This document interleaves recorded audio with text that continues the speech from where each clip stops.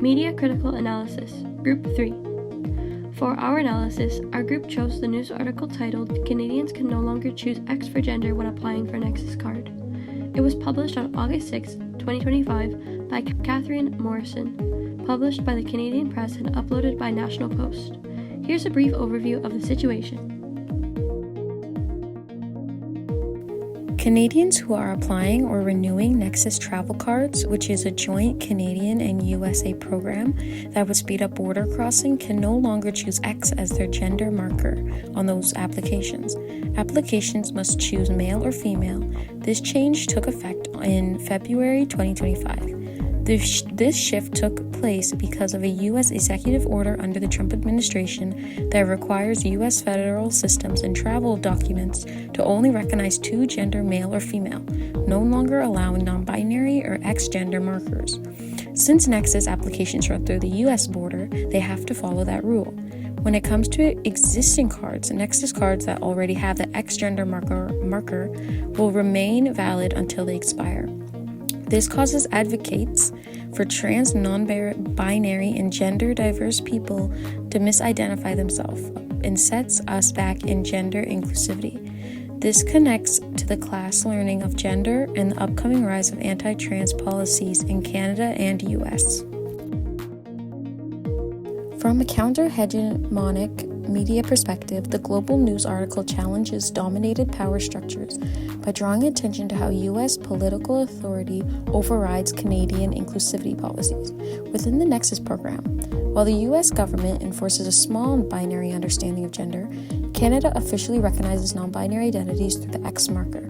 This article showed how hegemonic power operates. Despite Canada's progressive stance on gender, the U.S. border security system ultimately dictates whose identities are considered legitimate. By highlighting this imbalance, the article resists the normalization of U.S. dominance and questions why marginalized groups must bear the consequences of political decisions made outside of their country. Conflict theory views society as a power struggle where the dominant group enforces their will at the expense of others, leading to inequality. In the article, a person in the position of power is pushing their ideologies about traditional gender norms onto a marginalized group. Due to President Trump's policies, Canadians wishing to obtain a Nexus card to cross the border may now only choose between male or female as their gender identity, forcing non-gender conforming people to make an impossible choice that goes against their personal values.